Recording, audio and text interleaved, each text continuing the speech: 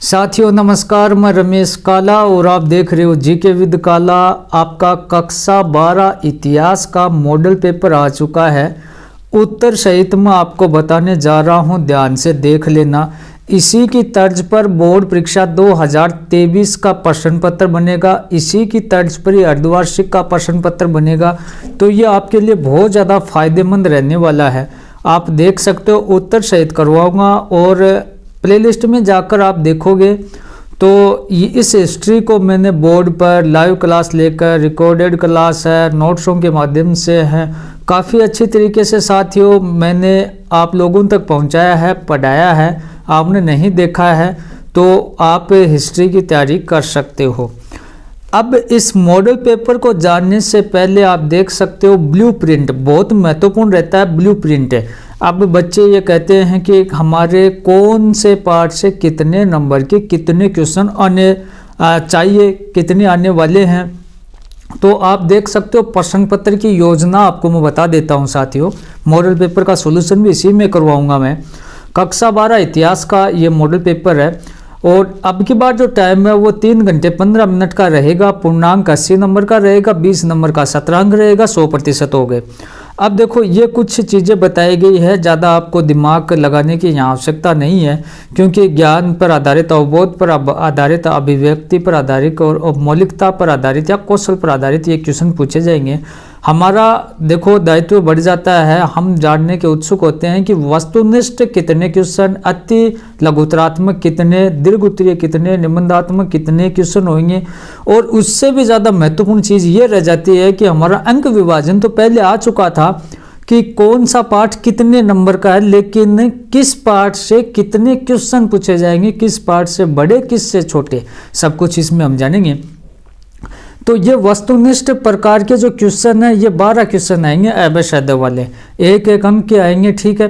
और आप देख सकते हो, और ये प्रतिशत वगैरह दे रखे हैं तो इसे आप छोड़ सकते हो। अति लघुतरात्मक प्रश्नों की संख्या इसमें दे रखी है, लघुतरात्मक की दे रखी है, ये सभी कुछ इसमें दे रखा है। लेकिन हम यहाँ से देखो, यहाँ थोड़ा सा आप दिमाग लगा लें साथियों कि पहला हमारा पाठ है हड़प्पा सभ्यता, ईंटें मन के अस्थियां, ये 6 नंबर का आपका रहेगा। आरंभिक राज्य अर्थव्यवस्था, राजा किसानों नगर, ये आपका 5 नंबर का रहेगा। आरंभिक समाज, बंधुत्व, जाति तथा वर्ग, ये आपका 5 नंबर का रहेगा। सांस्कृतिक विकास, विचारक, विश्वास और इमारतें, ये आपका 6 नंबर का रहेगा। यात्रियों के नजरिए, समाज के बारे में उनकी समझ, ये आपका 5 नंबर का रहेगा। भक्ति, सूफी परंपराएं, धार्मिक विश्वासों में बदलाव, श्रद्धा ग्रंथ, ये आपका 6 नंबर का रहेगा।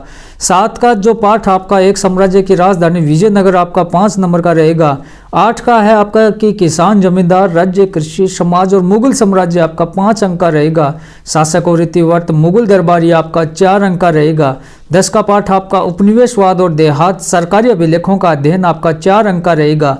विद्रोही और राजस्थान, 1857 का आंदोलन और उसके व्याख्यान, आपका 4 अंक का रहेगा। उपनिवेशवाद, शहर नगरीकरण, नगर योजना, स्थापत्य, आपका 5 अंक का रहेगा। महात्मा गांधी और राष्ट्रीय आंदोलन, सविनय अवज्ञा आंदोलन, उससे आगे आपके 5 अंक का रहेगा। और विभाजन को समझना, विभाजन वाला है, ये आपका 5 अंक का रहेगा। 15 का जो पाठ है वो संविधान का निर्माण, एक नए युग की शुरुआत, आपका 5 अंक का रहेगा। और मानचित्र का कार्य साथियों आपका 5 अंक का रहने वाला है। उसके बाद हम देखें कि प्रश्न पत्र का जो ब्लूप्रिंट है उसको आप थोड़ा सा समझ सकते हो। तो पहला जो पाठ है कि ईंटें मन के अस्थियां, इसमें आप देख सकते हो, थोड़ा सा आप समझें यहाँ, इसको थोड़ा सा इस क्षेत्र को आप देख सकते हो। कोष्टक में 3 है, बाहर 6 है, 3 है, 5 है, ये क्या है? तो इसको यहाँ बहुत साफ शब्दों में कहा गया है साथियों। क्या कहा गया है कि कोष्टक के बाहर की संख्या अंकों की संख्या है और भीतर वो प्रश्नों के द्योतक हैं। कहने का मतलब है कि कोष्टक के अंदर जो हैं वो तो इस पार्ट से, प्रत्येक पार्ट से क्वेश्चन आएंगे, और जो कोष्टक के बाहर है वो इतने अंक के आएंगे। पहला पार्ट हमारा 6 अंक का, जैसे कि हमने पहले देख चुके हैं इसमें, तो इसमें वस्तुनिष्ठ क्वेश्चन 1 आएगा, अवशब्द इससे 1 आएगा, अति लघुतरात्मक क्वेश्चन भी इससे 1 आएगा, लेकिन एक निबंधात्मक क्वेश्चन आएगा वो 4 अंक का आएगा।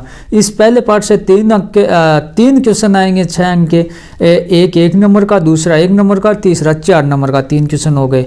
2 का जो पार्ट है इसमें आप देख सकते हो, इसमें 2 के पार्ट से छोटा क्वेश्चन नहीं पूछा जाएगा। इसमें एबसायदा में आपका 3 नंबर का एक क्वेश्चन इसमें पूछा जाएगा। उसके बाद 1 अंक का पूछा जाएगा, 1 अंक का पूछा जाएगा।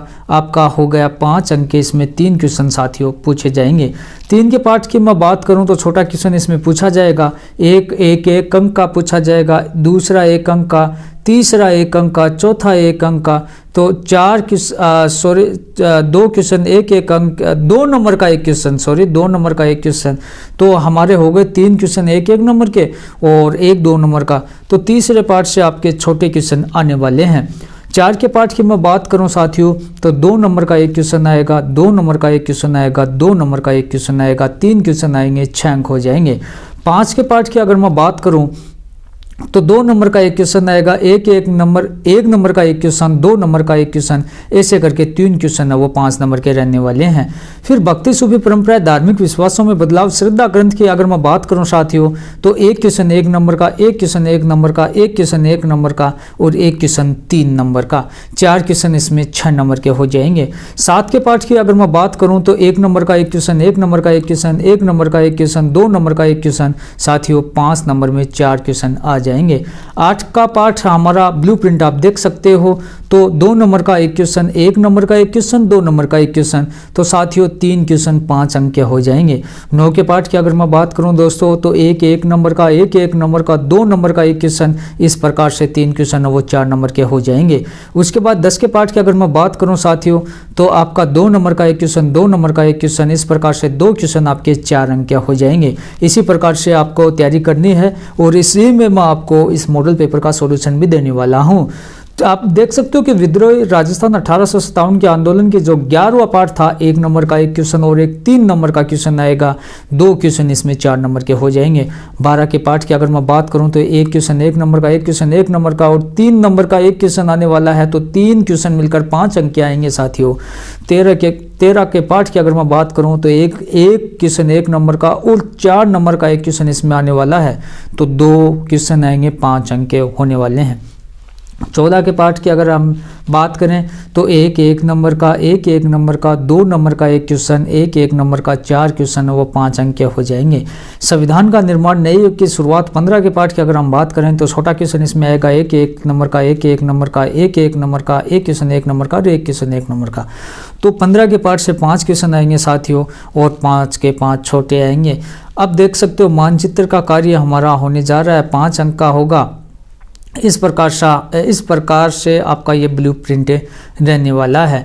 अब देखो माध्यमिक शिक्षा बोर्ड राजस्थान अजमेर ने जो मॉडल पेपर हमारे लिए जारी किया साथियों, 3 घंटे 15 मिनट का रहने वाला है और बहुत ही ध्यान से आप देख सकते हो। ये कुछ जनरल इंस्ट्रक्शन है जो एग्ज़ाम के लिए हैं, इनको हम एग्ज़ाम के टाइम देख सकते हो, कोई बड़ी चीज़ नहीं है, सभी को पता भी है, रोल नंबर वगैरह इसमें लिखने होते हैं। बहुविकल्पी प्रश्न, निम्न प्रश्नों के उत्तर का सही विकल्प का चयन कर उत्तर पुस्तिका में आपको साथियों लिखना। मल्टीपल चॉइस क्वेश्चन है, answer the following question by the selecting the correct option and write them in the answer sheet. तो हिंदी मीडियम और इंग्लिश मीडियम दोनों वाले बच्चे हैं वो जरूर देखें।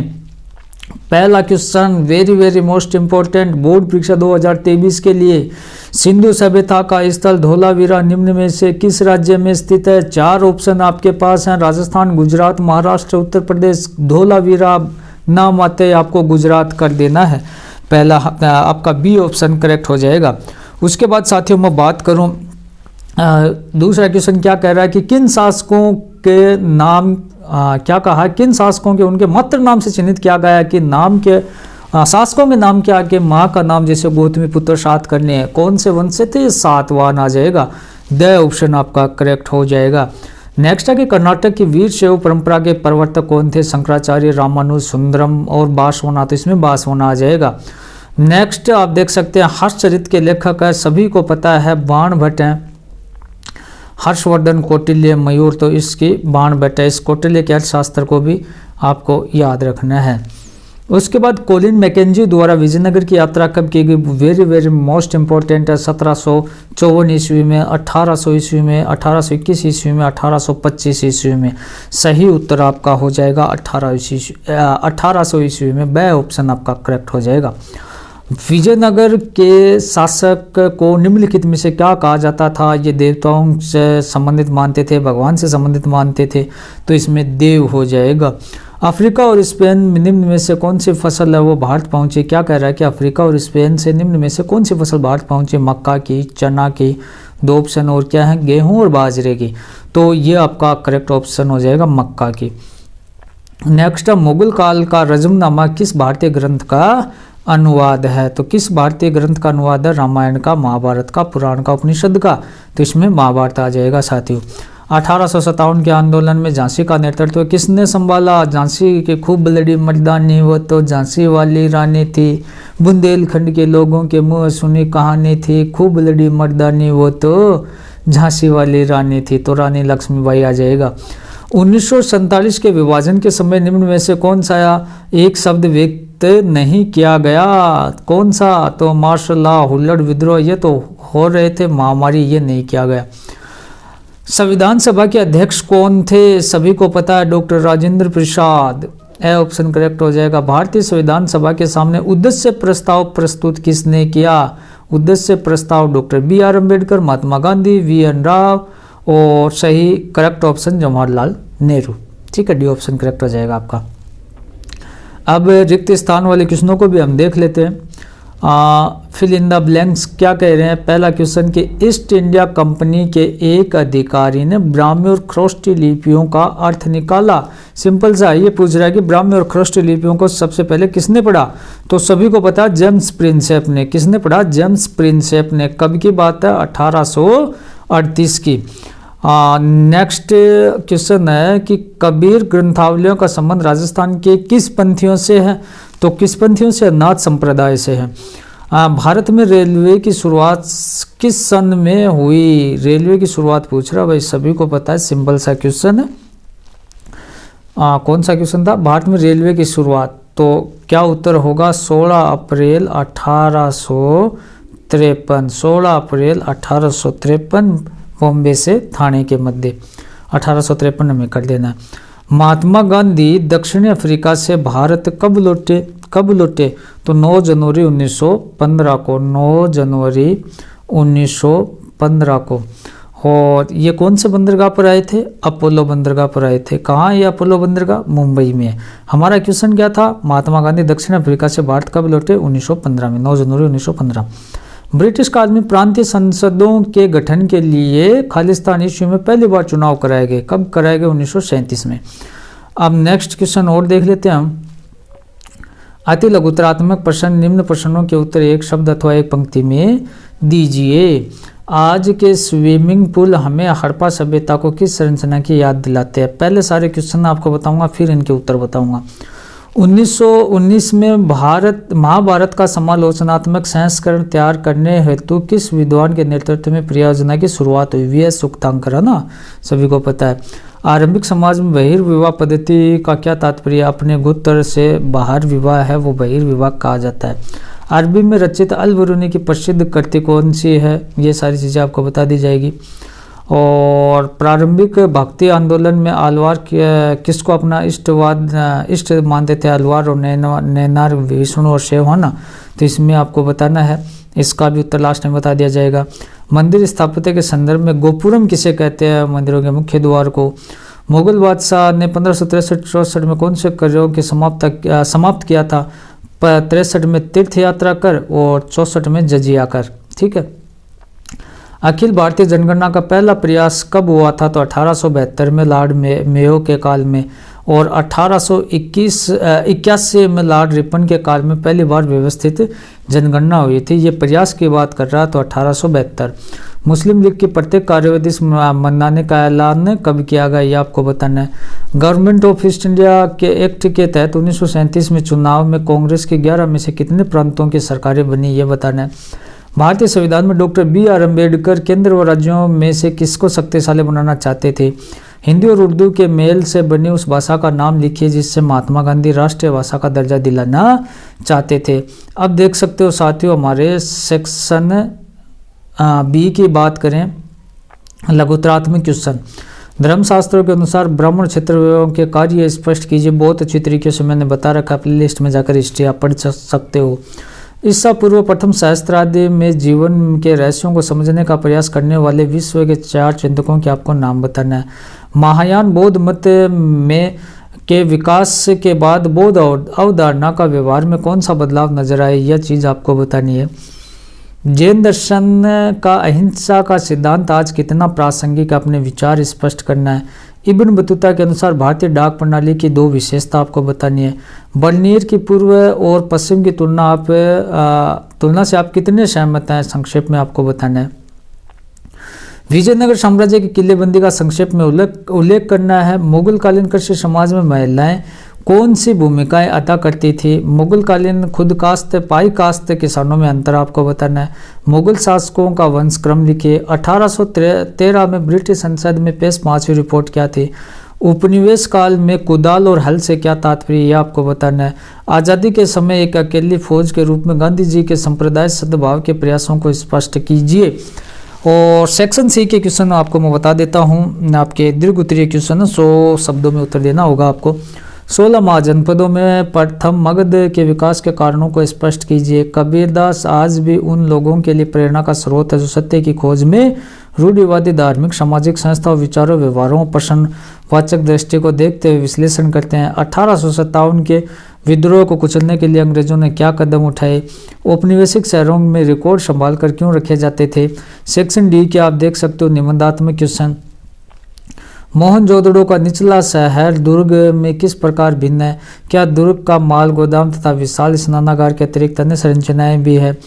हड़प्पा निवासियों के निर्वाह के तरीकों का आपको बताना अथवा में यह है।